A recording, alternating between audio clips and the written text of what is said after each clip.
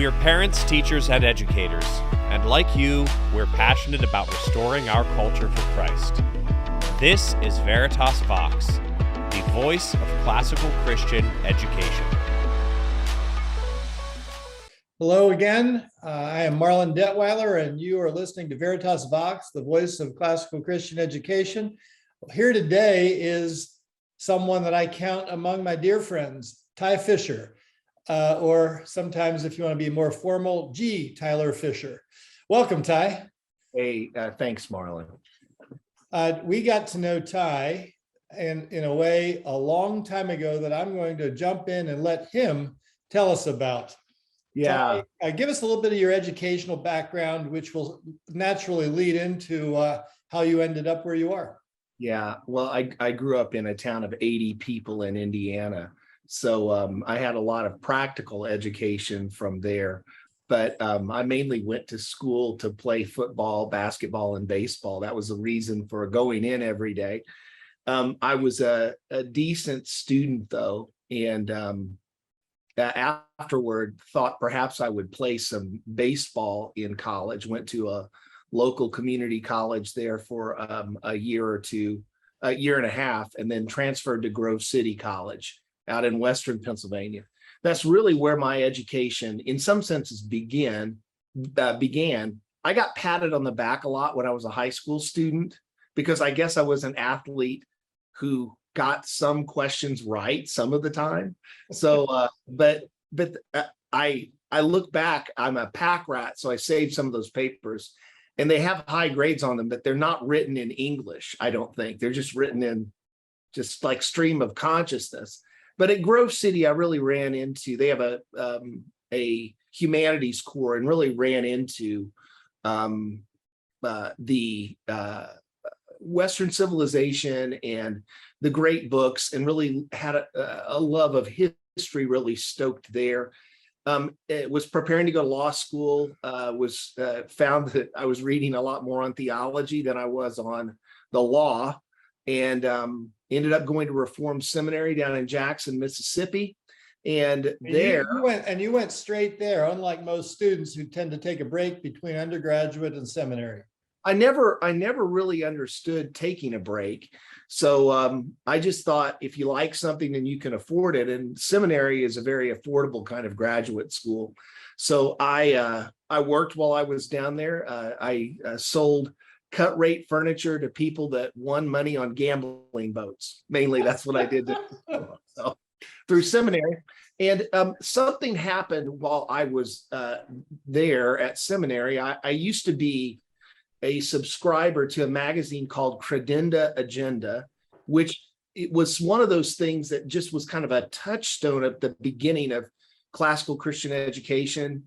And it was a theological journal. Doug Wilson and some of the folks out in Moscow were really involved in writing it. But for me, the funny part was, it was a theological journal that was written sometimes in the style of kind of Monty Python. And I thought that was hilarious, and some people just hated it.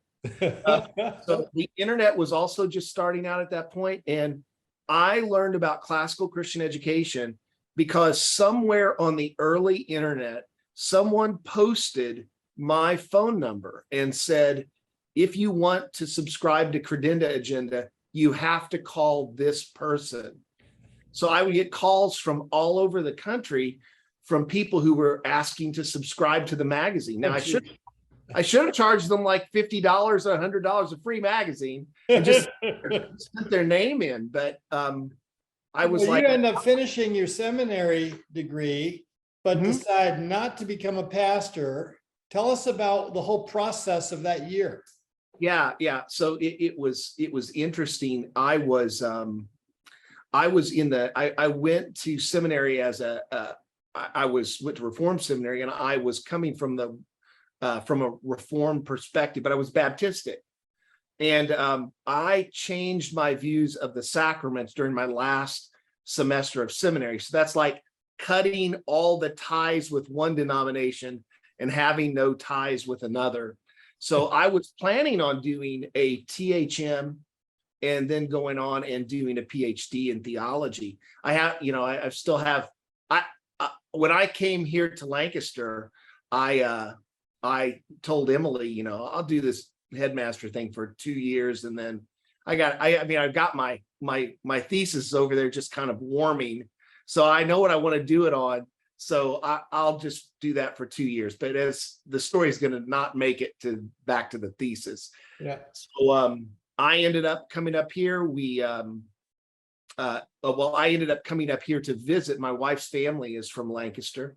And it should be noted, because we have a lot of students at Veritas Scholars Academy that end up in Grove City. I think one year we had 10 students start there. Yeah, I think we have 4 from our school. Is that right? But that is a place that probably finds a higher percentage of people finding their mates there than any other college in America. Yeah, 1,075 girls and 1,075 boys. So at your freshman orientation dinner, the Dean of Women, Nancy Paxton, used to say, look to your left, look to your right. The person you're sitting next to might be your husband or wife. Now, I came mid-year, and they seated me between 2 guys, and I'm like, what's going on here? But I did meet my wife there at Grove City, and then came back out here to Lancaster to visit while we were in seminary. And I dropped my Bible as I was packing up to go home, and a bulletin fluttered out, and it landed face down. And on the back of it, it said, Veritas Academy, Classical Christian School in its 2nd year, looking for, and then it listed every position you could imagine. So I applied to teach history and Bible. That's what my degrees were in. And then I think Dan Kaywood called me and said, we think you would make a good head of school. And I think I dropped the phone. Yeah. Then we came out and interviewed, and that was 27 years ago. Hard So to believe the school only had 1 year prior to that. Laurie and I and the Kaywoods and some others were the ones that took the initiative to start it. And you've been with it from the 2nd year to now. on. It's worth clarifying that Veritas Academy is a school that has a physical location here in Lancaster County, Pennsylvania. Should not be confused with Veritas Scholars Academy, which does not have a physical location except for administrative offices. But sometimes we do get emails from people who are trying to register classes. Yeah, there's a little bit of confusion there. It was something that we've all been sensitive to. So the bulletin says that you end up applying, you end up getting the position. You've been there ever since, and that is hard to believe, but it's 27 years in that time frame. What, other than what you read in Credenda Agenda, what attracted you to classical Christian education? You know, I think that as I look back, I really see God's preparation, even though I didn't know what he was preparing me for. So it was at Grove City that I really fell in love with Western civilization.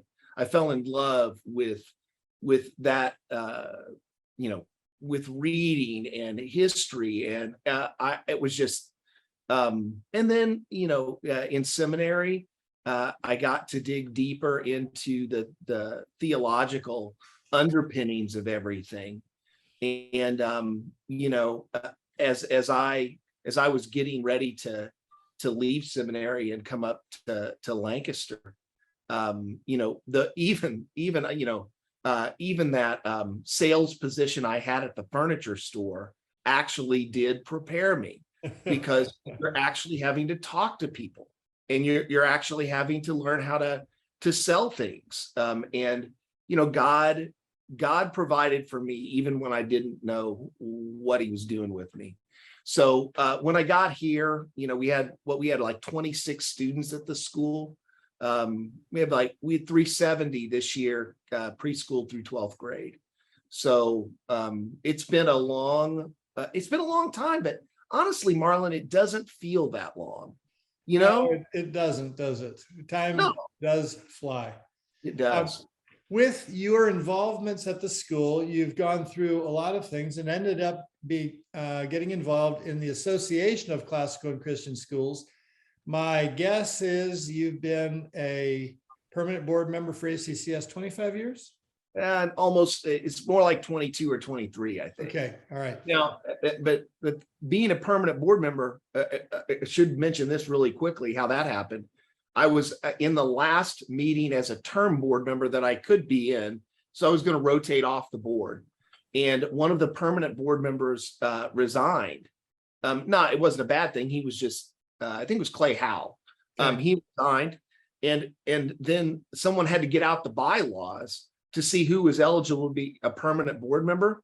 And those bylaws, I'm going to blame you for this, Marlon. They were written very tight. So they started Hey, like, sometimes you just don't need much flexibility. yeah, they started writing all of the names of people that they were thinking about nominating up there. And then when they read the bylaws, they started crossing them out. And I was the only name left on the board. And then they took 15 minutes to think if there was anyone else. I'm like, what are you guys doing? I don't remember that at all. It's true. Oh, I do believe you. So you have served on the board. So you've had a real school's perspective on the growth of classical Christian education and its morphing and evolving. What have you seen happen over that time frame? What would you observe about where we are compared to where we were?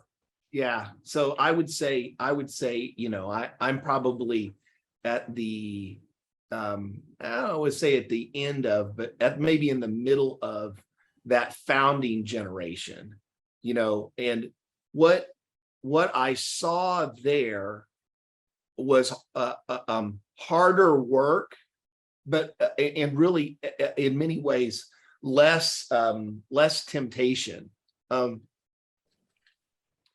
So the people that were joining classical Christian education at the beginning were kind of those pioneer spirits, right?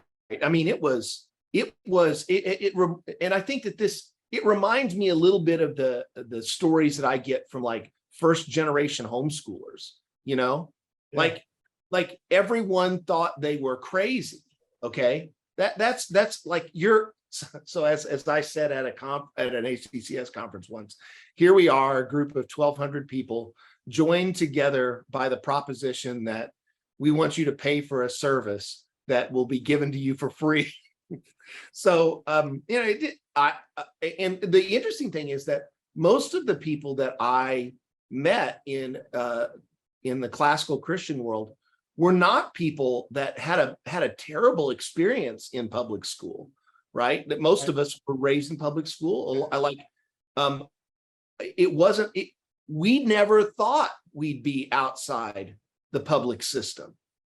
And then through one thing or another, I mean, Doug's first book, Recovering the Lost Tools of Learning, was very important, but we just hit that conviction of we have to give our children something different. And of course, I didn't have children when I signed up to be the head of school here. I really came in thinking, if we as Christians don't start educating our children in this way, there's not really a lot of time left for our country. But civilizationally, we were going to fall apart. Now, I didn't think it would happen quite this quick, but yeah, Pete Hegseth says there's an old saying, I forget who he credited it with, but things happen slowly and slowly and slowly until they happen fast. Well, so I ran into this Latin quote. I'm going to mess it up because I don't know Latin, but it was quem quae Deus vult pedare prius dementat, Which means when the gods want to destroy someone, they first make them mad. Okay, and that's kind of what we're seeing in our culture right now, right? That you turn, like, we turn on the TV or open the paper now, and you look at it and you go like, that's just insane. Like that's not going to work for 15 minutes. And there are people that believe it. So, I got into this thinking that I was in a vanguard. And right now, I really feel sometimes like we're in a rear guard, but that makes the work probably even more important. Yeah, it's amazing to me what we have seen happen in the last few years and how quickly certain things have happened. But what's even more amazing to me is that there isn't more outrage and more expectation that they have to do better. Right. Well, and that's the answer that I believe we've got. Well, and I mean, I think, that what did Goodwin and Hegseth call the educational COVID 16-19 moment or something like that. And I think that what's happening to fill out that last answer. So we started out with those pioneer people, right? And now what's happened, when we hit COVID, I was thinking about what online school can I call for a job? Is it classical Christian education in bricks and mortar schools over? Will I ever get out of my kitchen again? I never thought that going to get the mail every day would be like a highlight. But I kind of thought God was killing us, and it ended up that he was blessing us. Yeah. He was blessing us in so many ways where Christian parents saw things that they could have seen maybe earlier, but that really the two things of kind of the cultural revolution and COVID hit together. And because of that, I think you had another moment where a large group of people said, I can't do this anymore. Yeah. My kids I need something different. Yeah. Good. Well, so now classical schools are actually more at risk. We're more at risk because we've now gone from being like the ugly duckling, the weirdo in the back of class. Now we're the cute girl. Yeah. Right. So great metaphor. Let's change subjects here. There's a lot we could say on that, and there's a lot that others have contributed through through Veritas podcasts. But there's something that you're uniquely qualified to speak on that I want to make sure we cover here. You, as some of our listeners will know, and others are about to learn, are the managing editor of the Omnibus project for Veritas Press, our company. Tell us, what is the Omnibus Curriculum? You don't have to tell me, I know, but tell the people listening. So the Omnibus Curriculum is a reading through the great books, especially focused on history, theology, and literature. And it's a 6-year program. I mean, you can break it down in different ways, but it was set up to have 6 volumes, which could take you from 7th grade all the way through 12th grade. And it's really a way to take the great ideas of the past and to use the tools that have always been used to talk about those great ideas, and to put kids in contact with those authors, and to give them and their teachers a chance to discuss them, and, Lord willing, think about those ideas Christianly. So that was really the 10-year project, but that's why the time went fast. I think we were working. That was part of it, no doubt. Yeah. Give us the story of how it came about. Yeah. So there have been a couple times that I've been so smart that I've just about wrecked the school. And I think one of the great times was, we started the school. We had about 27 students when I arrived. I think at the end of my first year, every teacher that I wasn't married to quit. And the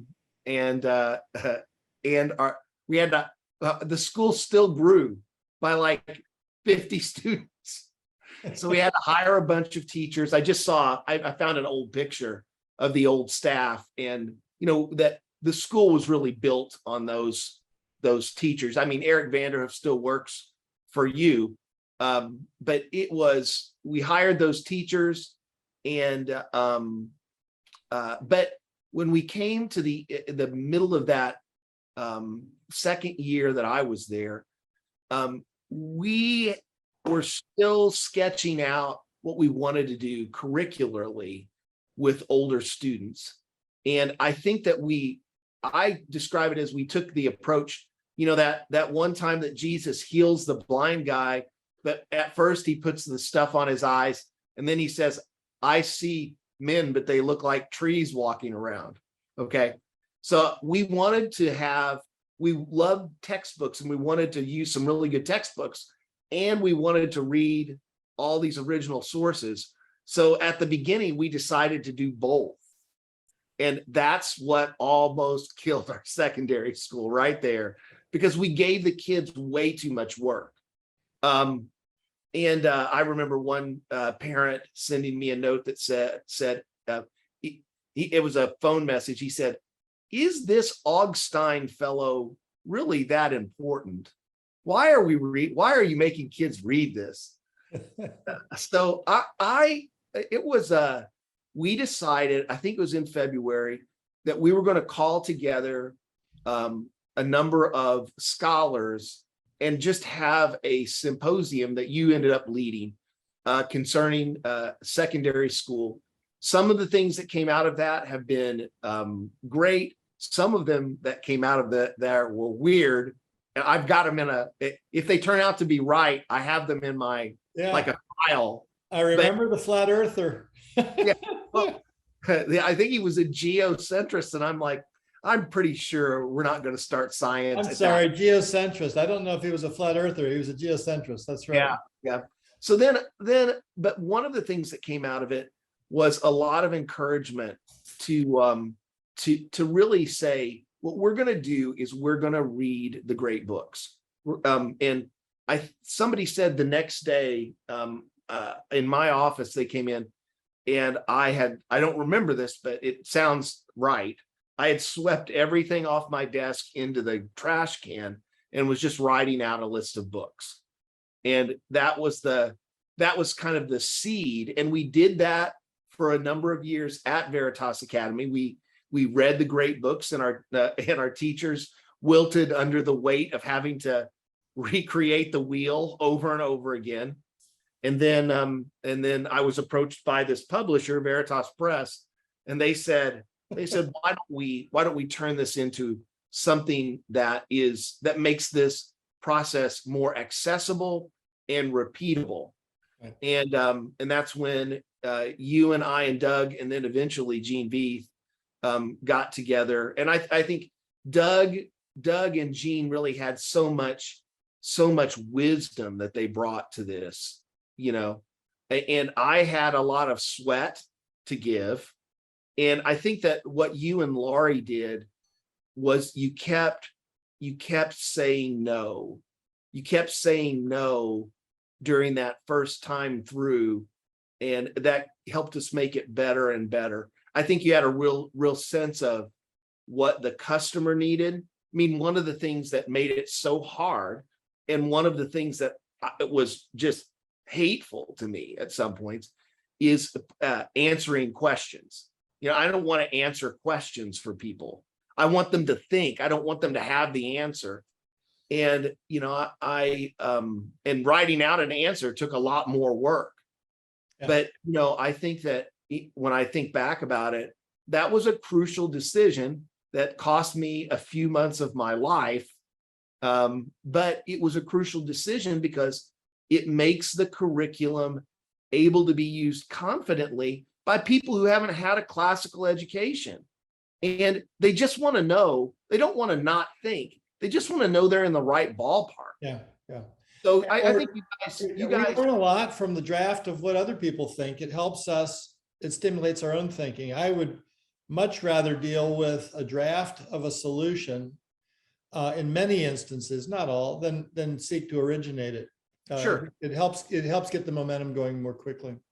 Yeah. So that was kind of the beginning of the Omnibus Curriculum, we went down to historic Williamsburg, and Doug and Nancy and you and Laurie and Emily and I, and to show you how many years ago that was, we had our first daughter had just been born, Maddie, and she now teaches grammar school Latin for us here at Veritas.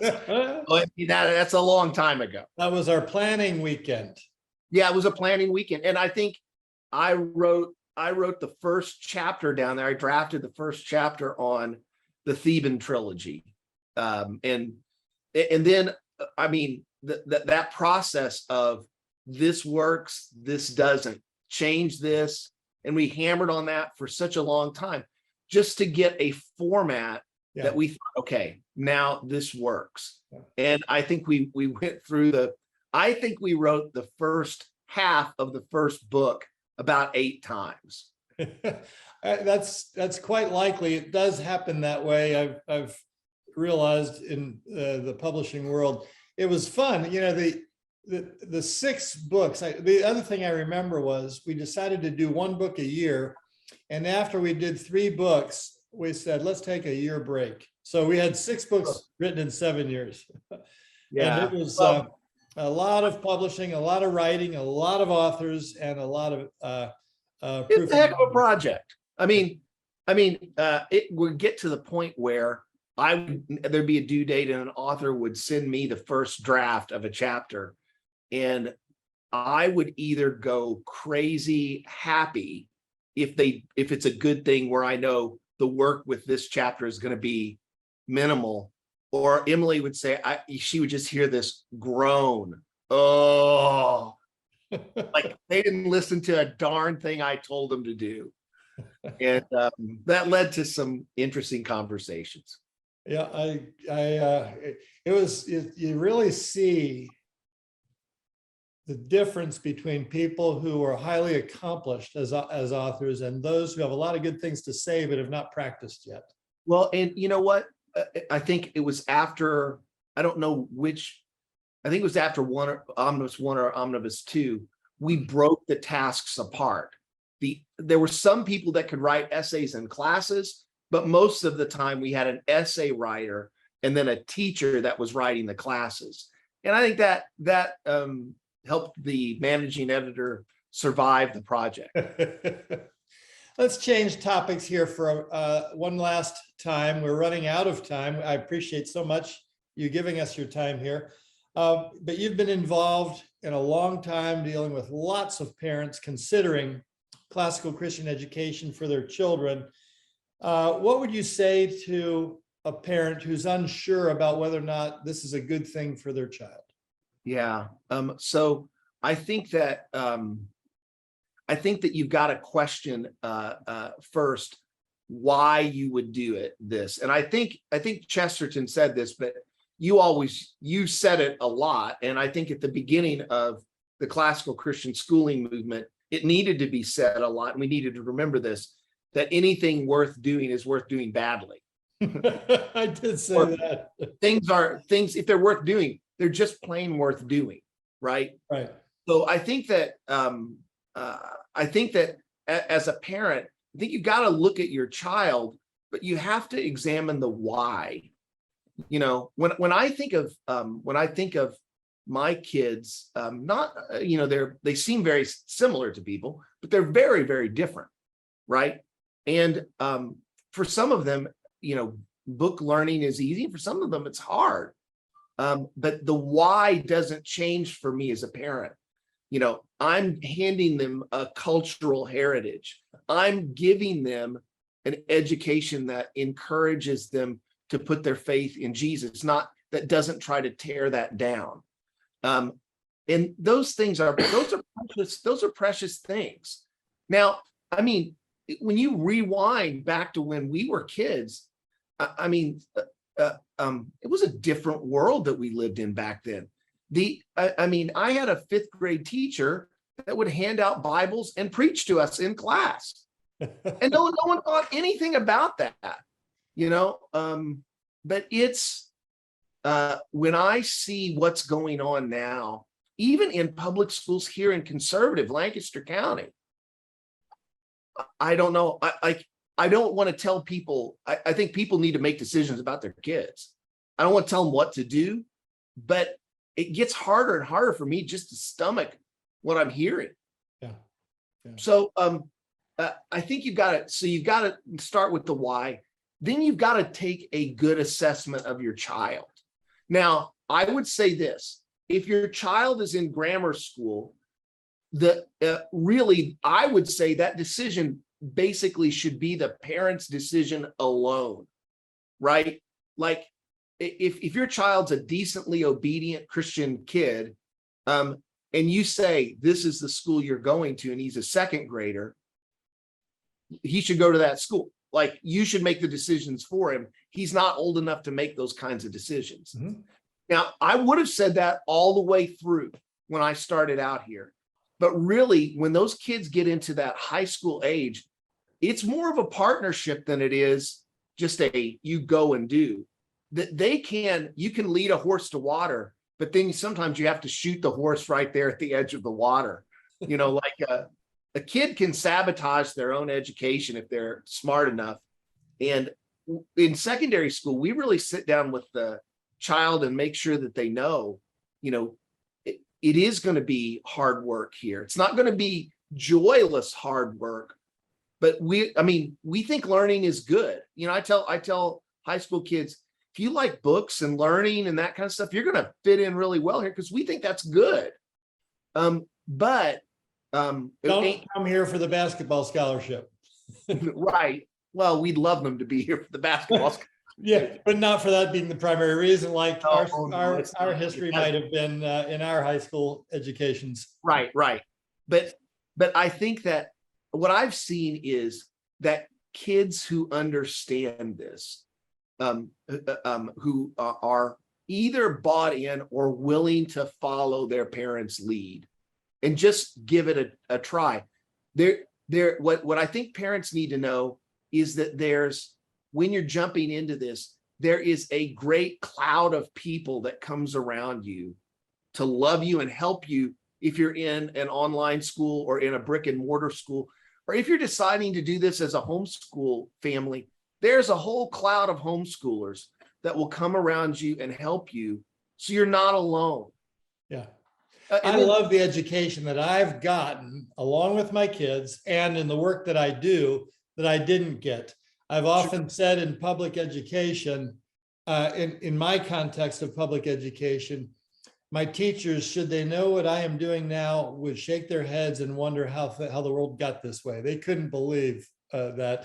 And I had the pleasure, as you know, of having one of my math teachers come to Christ before moving back to Pennsylvania, and he ended up coming to work for me, which was kind of funny. We used to recall the times where he spanked me, and I was wondering if I might get the opportunity to return that. Anyway, I hope that the answer to that is no. It was. Ty Fischer's been with us today on Veritas Vox, the voice of classical Christian education. Thank you for joining us. Thank you, Marlin.